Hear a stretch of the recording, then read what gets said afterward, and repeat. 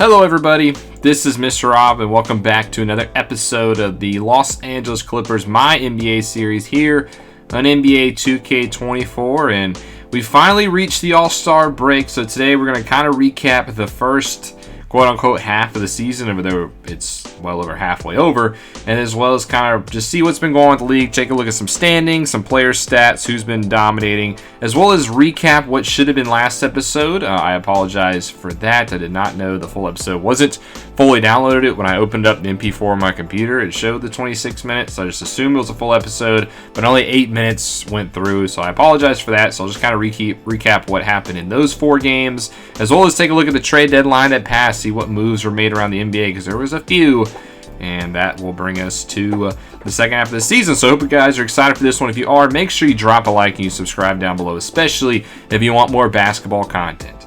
So we've made it to the All-Star week, and there was supposed to be the game against the Pelicans in the last episode where we went and faced New Orleans at home, and you can see by the score we did lose 117-99. We played tough for the first part of the game, but going into the fourth quarter, we just kind of ran out of steam. James Harden tried to carry the load with 37 points, but he shot the ball 34 times, didn't make a single three. It wasn't the best day for him. He just really didn't have any help because remember, Kawhi's going to miss the next month and a half with an injury, so it was really just the Beard show. Westbrook tried to step up with 26 points. He shot 50% and went to the free throw line and caught a good bit, so he stepped up, and then the rest of the team, you can see the numbers, nothing really there across the board. As far as the Pelicans, it was Zion Williamson who dominated, 40 points for him. He smashed the Clippers offensively, just like, well, I'm not going to finish that joke. 7 rebounds, 1 assist for him. Very efficient day. Brandon Ingram also shot well, 24 points for him. And you can see the rest of the stats for the Pelicans. From there, we went and we lost to the Pelicans. We simulated the next 3 games up into the All-Star break. We lost to the Pistons next, 141-132. James Harden had 41 points. Again, just trying to put the team on his back with 12 assists, while the Pistons were led by Monty Morris in his 26. And then 2 nights later, we played the Minnesota Timberwolves and finally snapped our 5-game losing streak. We won 128-109. This time, Harden got some help in the form of Bones Highland. 35 points for him, 50% from the field. Not the best from 3, but he was very efficient with his shots. Harden also put up 31 of his own and 14 assists. While from the Timberwolves, it was Anthony Edwards who led the way with 26 points, followed by Karl Anthony Towns with 22. And then 2 days later, to end this little stint before the break, we beat the Warriors 141-110 on the road. So pretty impressive win for the Clippers. They put together 2 wins to end the first stretch. 26 points for Wiggins led the way. Curry only had 14. And then the Clippers again, 44 for James Harden, who's continued to play great since being asked to be the lone superstar. And Highland again had 21 points. So it seems like he's trying to step up and be the number 2 guy. I like to see some more, though, maybe from like Kenyon Martin, who had 14 in this game. He was very efficient. I like to see him get more involved in the offense. But we end up finishing the first half 21-32 going into the All-Star break. And one other thing in the last episode that I was going to cover is on February 8th was the trade deadline. Now, there were some moves made around the NBA. There was, I think, 4 in total. We were not one of those moves. We did not make a roster change going into the deadline. I mean, I had a couple players I wanted to trade. Mason Plumlee was on the block. You know, Covington maybe I wanted to deal. Batum, as well as maybe even Ivica Zubac. But the reality was nobody really wants these old guys. They haven't had the best season. And, well, you know, we weren't really able to get anything for them. So we just had to stay pat as far as our team. Now, there were 4 trades. I'll go through each of them. The first trade that happened dealt with the Heat and the Mavericks. The Mavericks, they traded Tim Hardaway Jr. and JaVale McGee to Miami for Kyle Lowry and Haywood Highsmith. This was a rumored deal that was, you know, in the makings for weeks. Hardaway was been linked to Miami, and it seems like Kyle Lowry was the piece to go the other way. They just had to finish up the details and ended up including McGee and Highsmith. The next trade is the Rockets. They traded Fred VanVleet and Jayshawn Tate to the Philadelphia 76ers for Tobias Harris and PJ Tucker. The Sixers are the best team in the Eastern Conference, and they traded James Harden to us about a month ago, so that kind of left the hole at the point guard position. And with them trying to make a push for a title, they try to fill it with Fred VanVleet. He is the new point guard. Tobias Harris is quite a name to get on the trade, but Harris is a free agent after this year, and he wasn't starting for the 76ers. He was coming off the bench. So Houston grabs Harris to kind of end this season, as well as Tucker, two guys that will be free agents at the end of the year anyway, and the Rockets get out of Fred VanVleet's contract. So I think it makes sense for both sides. This is another one that's kind of surprising. I would say the Trailblazers, they're going to trade Jeremy Grant and Rand Rupert to the Bulls, and Chicago's going to give up Lonzo Ball and Terry Craig. Jeremy Grant is a stretch four who could shoot the three ball, and he just signed a big extension with Portland, but they're trying to blow it up out there. They traded away Damian Lillard. Now they're going to trade away Jeremy Grant, who started to come into his own the past couple years, but he's in his late 20s, and they're going to get Lonzo Ball in return. Ball is kind of a name, you would say, but he's had a lot of injury history in Chicago, and he's going to get a fresh start in Portland. He's still on the younger side, so it makes sense for the Trailblazers to kind of take a shot at Lonzo Ball.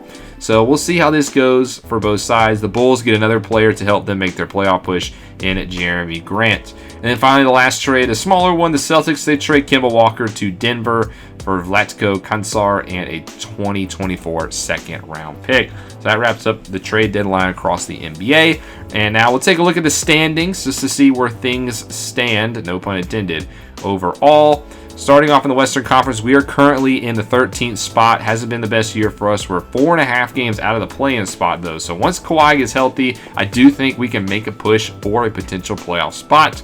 As far as the top teams, is the Grizzlies, who lead the way in the Western Conference, 42-13. The Lakers are right there, 37-19. The 3 seed is the OKC Thunder, 32-22, as well as the Golden State Warriors. And then you got the Kings, who are playing pretty good. A lot of the teams on the West Coast along in our division. Not that divisions really matter in the NBA, but just something to keep in mind. The Nuggets, the defending champions, they started off slow, but they're starting to pick up the pace a little bit. They're 30-25. And then the Phoenix Suns also at 30-25, as well as the New Orleans Pelicans. And then you do have the Trailblazers in the hunt for a play-in game spot.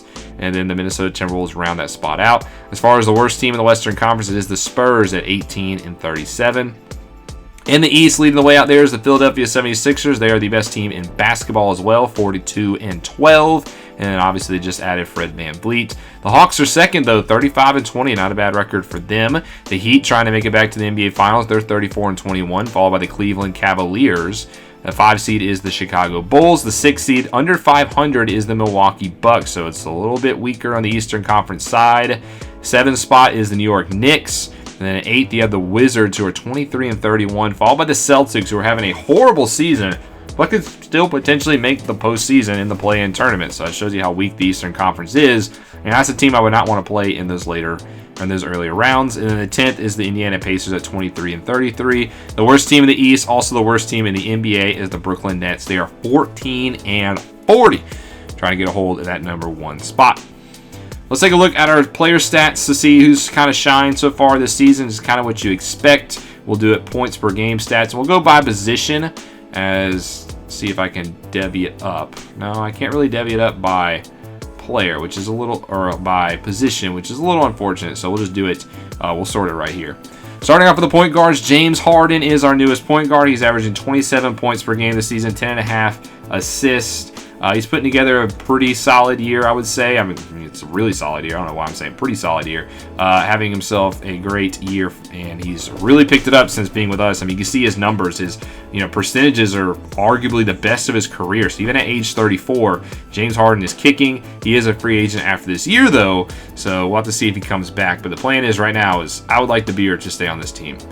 We also have Russell Westbrook at the point guard position. He's been playing off the bench. A lot of it has been made this year about his numbers declining, both percentage-wise and points per game. It was a good story for him once he got traded to the Clippers last year, the way he picked up his play after a horrible stint in Los Angeles with the Lakers. But, this year it has not been good for Russell Westbrook. He's trying to step up to be that number 2 right now, but he's just, shooting-wise, he's just not there. His numbers are down. I'm hard to envision a future where Westbrook's on this team next season. We also have Highland at the point guard position, which is another reason why I don't think Westbrook will really hang around. He's had a pretty good year. You can see his offensive numbers have stepped up recently. He's averaging 13 points per game. His field goal percentage is higher than it was last year. His 3 points a little down, and I wish he would have helped a little bit more defensively, but he is a lot on the smaller side, so it's always going to be a liability to his game. But I do like what we've seen at Nahshon Bones Highland so far this year. Jason Preston, he's gotten some minutes, nothing overly that particular though for him. Shooting guard, Paul George. I mean, we know the story on him. He played 16 games for us this year, 22 points per game. He was having a great season, and then, well, he dislocated his left patella, so that's very unfortunate for him. I would love to have him around. Brandon Boston Jr. has kind of got some time because of that. He's played in 38 games, 7.7 points per game. I mean, not much really else to say about him. He's just kind of a lower end of the rotation kind of guy. Perkin Korkmaz came over in the trade also with James Harden. I mean, he's seen some minutes, but nothing overly that, crazy. Kawhi Leonard, he's currently out with a high left ankle sprain, but he's been great. 21.9 points per game, which is lower. You can see his averages are down. So, he is getting older at the age of 32, and he's had quite a little bit of injury history throughout his career. I mean, he's missed 2 full seasons, basically, one with San Antonio and then one with us in the 2021-2022 season. So he's no spring chicken, and he's a free agent after this year. So is Kawhi Leonard going to stick around with the Clippers past this season? It's just one of the very intriguing things about this team, and one of the reasons why I picked them, honestly, for my franchise, is Leonard and George are free agents after this year, as well as now James Harden. So we're about to open up a new stadium, and it could be the big 3, or it could be the big 0 between all 3 of them. So it's just an interesting storyline to follow.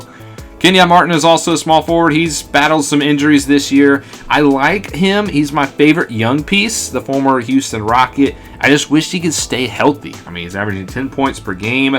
He's not shooting the ball well this year. He's a good slasher, and he can, show out. But, he's frustrated because of his injury history, and I'm a little frustrated with him too. I'd like to see more out of Martin. I want him to really take that step with this team. I just don't know when it will happen. Amir Coffey is also a small forward. He's currently out as well with a pulled left calf that happened last episode. Nothing really much about him. Covington's a power forward for us. He's started 16 games. He's played in 50. He's averaging 6 points. He's more of a defender at this point in his career. Also a free agent after this year, so I'm not sure what is the long-term track for him. Nicholas Batum's gotten some starts. We're kind of weak at the power forward position. A lot of his numbers are identical to Robert Covington, except he's really not the defensive player he once was. So not really sure what the future also holds for him. And he's also a free agent after this year.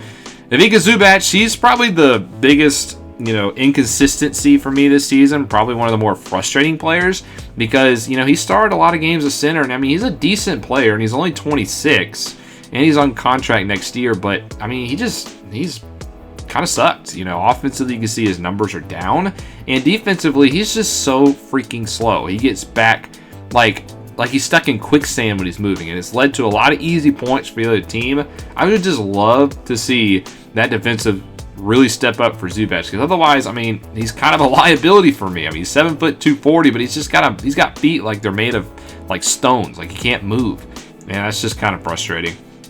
Mason Plumlee, he's also started. Him and Zubac have basically split all the games at center.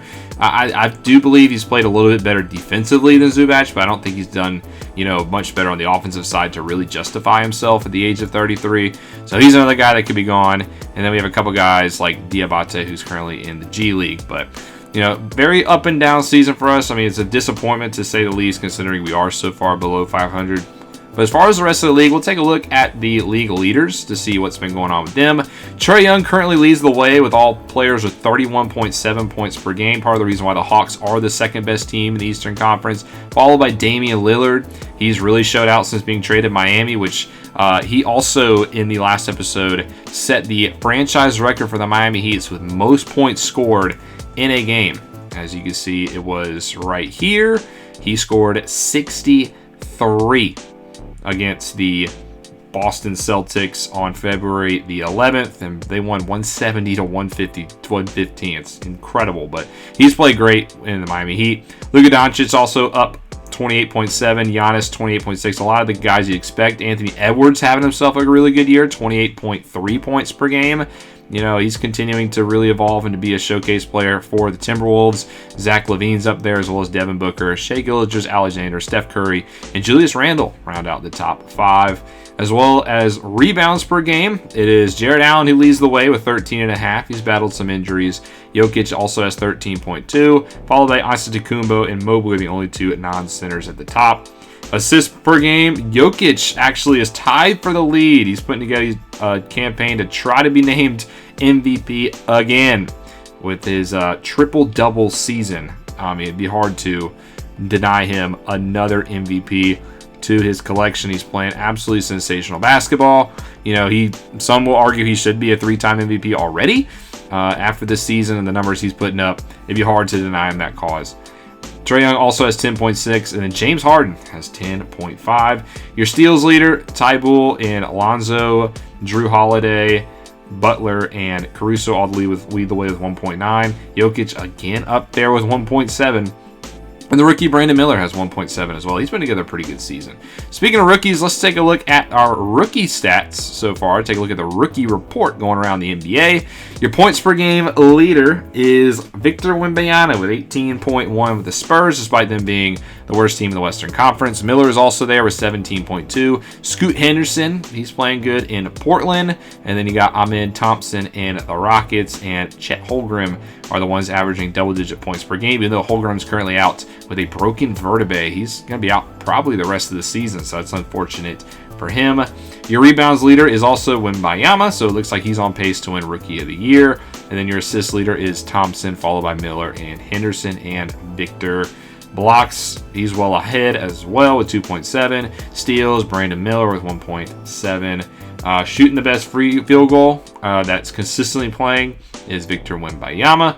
Shooting the best 3-ball that is consistently playing is also, it looks like, going to be Chet Holmgren, despite the fact he's now currently injured.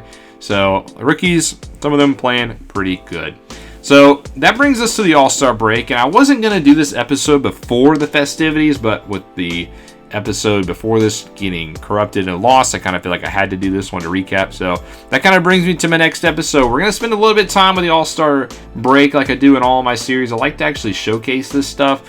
I don't think I'll do the Rising Stars Challenge. I think I will simulate that game, but the 3-point and the slam dunk contest, as well as the All-Star game, I'm thinking about streaming these, maybe doing the free throw, or not the free throw, the 3-point and the dunk contest in one episode, as well as the All-Star game in another. So let me know if you'd like to see that. I would probably do this one on, let's say, Thursday, and then probably do the All-Star game next week after the Christmas holiday. So let me know what you guys want to see with those, and I might do another scouting episode as well. So we're going to slow down a little bit from the Clippers, kind of get you guys more in depth with the franchise and the league. So, but that'll do it for this one. Thank you guys so much for watching. If you enjoyed, make sure you drop that like and you subscribe down below, especially if you want more franchise content. This is Mr. Rob, and I'll see you in the next one.